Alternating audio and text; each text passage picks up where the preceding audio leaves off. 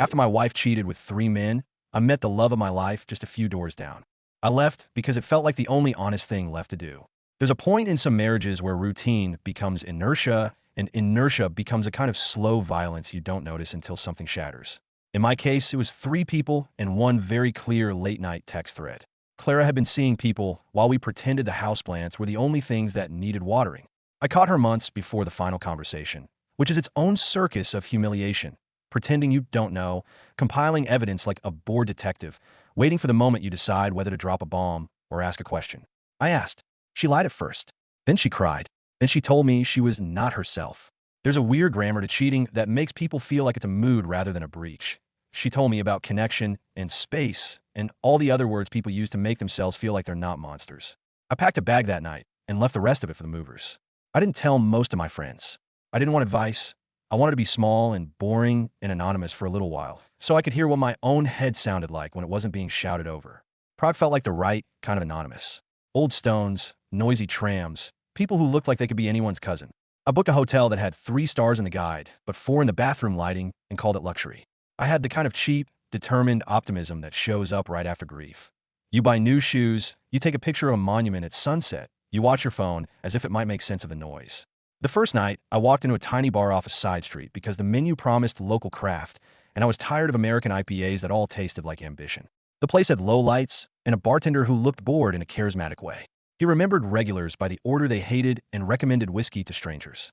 I sat, not planning much, and the rest of the evening felt like a series of small accidents that added up to something.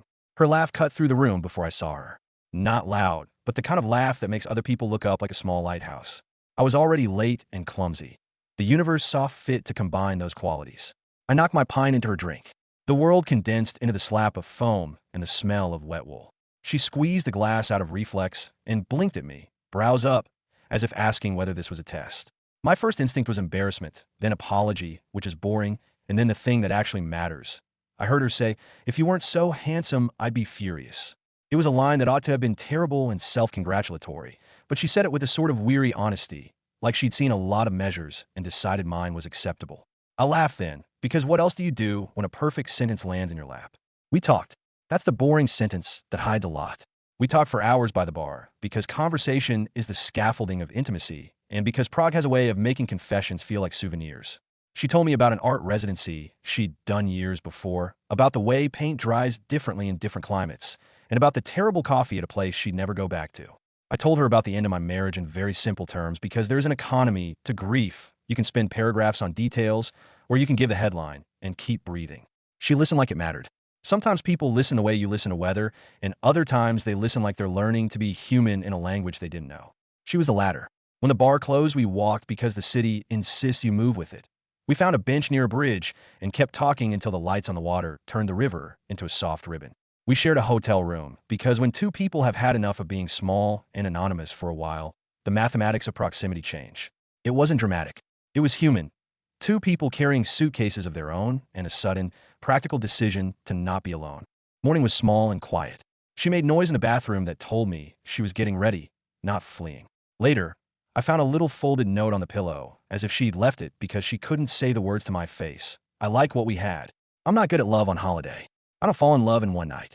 Sorry if that's the wrong kind of cruel. It was a small and cruel mercy, the kind you get when someone wants to be honest without making promises they don't plan to keep. I felt childish and hollowed out at the same time. I left the hotel with a note in my pocket like a fossil or proof that something had happened. Back home, the city turned my anonymity into a familiarity that felt odd and slightly comic. The divorce papers moved through the system like bureaucratic weather. I went to work.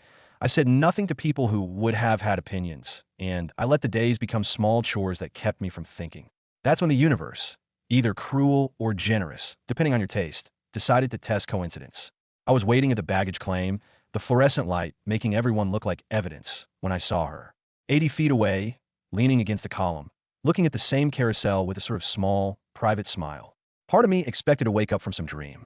Part of me expected that I'd make some kind of scene and explain the geometry of fate and then leave. Instead, I walked to her like a person moving toward an obvious truth. She looked up when I said, casually, as if this was normal, "Hey." Her face flickered through confusion, then recognition, then an absurd grin. "You," she said. It was exactly as unserious and as serious as the moment needed to be. We laughed. We discovered, over the unavoidable tangle of suitcases and the scent of recycled airplane air, that neither of us had given our city. We'd never said the word home. She lived a few doors down from me. I don't know what rational actor in my life had expected this. Sometimes reality has a sense of theatricality you don't earn, but you can appreciate. We had coffee, then dinner, then an evening where the practical reality of domesticity, groceries, asking about work, the way she folded her shirts, settled like a new weather pattern. I liked the small things, the way she put milk in first, the way she commented on a tired shirt I owned, and the large things, the way she listened to me talk about failure without trying to fix it. It felt like slow armor. We were different in ways that would later matter. She woke early, ran, did yoga, ate food I had trouble identifying, and scheduled her life like someone who believed time could be ordered. I slept in, cursed alarms, and treated breakfast as a suggestion. Those differences were funny at first. She'd leave a note saying, "Join me at 6 a.m., and I'd text back with a GIF and a promise to think about it. But small frictions accumulate if you don't look after them. The first real disagreement morphed out of a trivial thing, a wellness retreat she wanted to go to and invited me to. I thought I should go to a party with friends instead, people I'd known since before the divorce, the kind of friends who know the exact history of your bad choices and keep receipts. I chose the party because it felt like a test I didn't trust myself to fail. I thought that the retreat was performative, that her life was carved out of a different material and I couldn't pretend to be made of it. When I came back, she was gone from our apartment. Not gone like a dramatic exit, but gone like a fridge that just wasn't where you left it, conspicuously absent. She'd left a quiet note on the table, that our differences were wearing at her, and that she didn't want to be the only one trying. She was right. I sat on the floor with the note and felt the kind of anger that is basically disappointment wearing a baseball cap. I'd thought that being available, being me, would be enough. It wasn't. I went through the stupid, intense things, the crying in the shower, the not eating, the late-night texts I didn't send because I wanted to be dignified or because I didn't want to make her the villain, and then I decided to actually do the work. Saying, "I'm going to change" in your head is one thing. Doing it is another. I started with small rituals that were both humiliating and oddly stabilizing. I set an alarm for 6:15 and got up. The first day I was coherent enough to tie my shoes, but I wanted to quit 30 seconds later. I joined a gym, the kind with fluorescent lights and motivational posters, and learned how to not hunch my shoulders when the person at the front desk said, "Welcome back." I bought an intuitive cookbook and learned to not set the oven on something that causes a small, panic fire alarm. I started paying attention to what made someone show up in a relationship aside from words: reliability, curiosity, constancy. I read books I didn't mean to finish because I wanted language for the thing I felt. I texted her cooperatively, "I'm trying. I failed spectacularly today, but I'm trying." She answered with something like, "That's all I needed to hear," and a little heart. Small wins. We met again, cautiously optimistic and slightly armored. She said she saw the change and that it mattered. We talked about what we needed. She wanted someone who cared about morning routine, not as a fashion, but as a gesture. I wanted someone who could show up on nights I fell apart. We set simple rules like we'll try not to surprise each other with large things, and we'll schedule hard conversations. The rules were boring and probably the best gift either of us ever gave the other. For a while it worked. The rhythm was uneven, but there was momentum. We cooked dinners, argued about nothing important, and held hands in ways that were the opposite of dramatic. It felt hopeful in a way that was tender and not theatrical. And then the job offer came. She'd been freelancing, juggling gigs, and a portfolio that made me proud when I looked at it. A recruiter reached out about a staff position in a city 4 hours away. It was the kind of thing you can't always calendar, a role that promised stability and a team she'd wanted to be on for years. She didn't tell me until it was done because recruiters are a particular kind of urgency, and because you don't always have the luxury of consultation when opportunity knocks with a deadline. When she told me, it felt like someone had turned down the volume of the world. I tried to be supportive because I was trying to be the person who showed up. I said the right things and meant them. But there's no way around the fact that practical life forces you into painful choices. Moving closer to the job, long distance, or breaking up. We decided to try long distance because neither of us wanted to cut the thread we'd worked so hard in it. We promised visits, texts, and calls that were intentional. We tried, and there were seasons of sweetness. Weekend trips, late-night phone calls with poor reception, the exhilaration of reuniting at airports like crossing a border into safety. There were also seasons where distance made us small and petty. A missed call could explode into an argument about priorities. Time zones turned into tiny terrors. "Why didn't you answer?" Turned into, "Do you not think I matter?" And suddenly the conversation is not about missed call, but about your value to someone else. We learned to schedule check-ins, to be explicit about time, and to leave space for bad days. She would come back on Fridays smelling of the city she'd been building. I'd meet her at the station with awkward flowers and the kind of smile that felt like a costume because you're pretending everything is normal while inside you're counting the minutes until you can sleep next to someone and not be judged for snoring. It was during one of those visits, after we had remade our rituals into something that fit both of us, that I decided to go back to Prague. I didn't plan fireworks or cinematic speeches. I planned authenticity. I wanted to show up where we'd met and do the small, obvious things that mattered. Stand at the bar that had a cracked leather stool where we'd spilled pints. Talk to the bartender who had recommended the bad whiskey. Walk the bridge where the lights made the river look like it was stitched. I wanted to replay, truthfully, the parts I'd held back during nights when I was too afraid of sounding sentimental. Planning the trip felt like an attempt to say plainly what I'd been too insecure to say in the half-lights of our apartment. You were worth the work.